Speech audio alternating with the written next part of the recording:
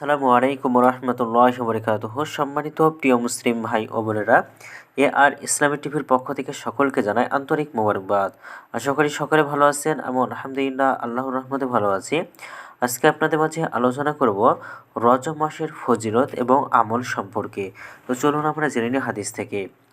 রজব শব্দটি হলো আরবি, এর অর্থ হলো সম্মান করা। রজব মাস হলো আরবি সনের সপ্তম মাস। এটি 4টি পবিত্র মাসের একটি। রজব এবং শাবান মাস পবিত্র রমজানের আগমনী বার্তা দিয়ে থাকে। মর্যাদার এই মাসটিকে মহান আল্লাহ তাআলা যাবতীয় যুদ্ধ, বিগ্রহ, হানাহানি এবং রক্তপাত নিষিদ্ধ করে দিয়েছেন। রাসূলুল্লাহ সাল্লাল্লাহু আলাইহি সাল্লাম বলেন, আল্লাহ তাআলার আসমান জমিন সৃষ্টি করার দিন থেকেই 12 মাসে বৎসর হয়।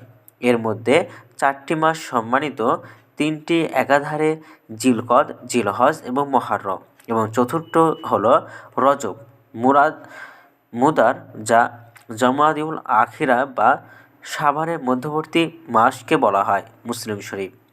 রজব মাস মুমিন মুসলমানের ইবাদতের মাস, বরকতময় লাভের মাস। কেননা রাসূলুল্লাহ সাল্লাল্লাহু আলাইহি সাল্লাম কোমরে কাপড় বেঁধে এই মাসে ইবাদত বন্দেগীতে নিয়োজিত হতেন, রোজা রাখতেন এবং বেশি বেশি বরকত পেতে দোয়া পড়তেন। তার উম্মতকেও দোয়া পড়তে বলতেন, আর তা হলো আল্লাহুম্মা বারিক লানা ফি রজাবা ও শাবান ও বাল্লিগনা রমাদান। অর্থ হলো, হে আল্লাহ, রজব এবং শাবান মাস আমাদের জন্য বরকতময় করুন এবং রমজান মাস আমাদের নসিব করুন।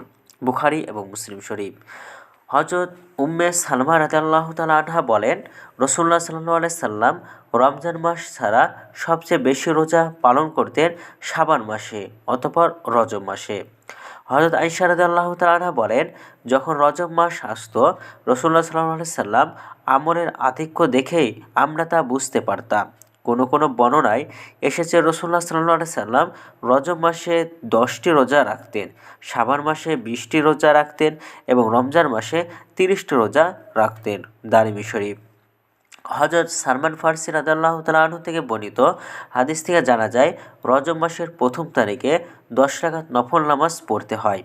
হযরত ওমর রাদিয়াল্লাহু তাআলা আনহু বর্ণনা করেছেন, রাসূলুল্লাহ সাল্লাল্লাহু আলাইহি সাল্লাম বলেন, অতি মহান মর্যাদার 4টি রাত হলো রজব মাসের প্রথম রাত, শাবান মাসের মধ্য দিবসের রাত, শবে বরাত অর্থাৎ শবে বরাত, শাওয়াল মাসের প্রথম রাত, ঈদুল ফিতর বা রমজান মাসের ঈদের রাত এবং জিলহজ মাসের 10ম রাত এবং ঈদুল আজহা বা কুরবানি ঈদের রাত।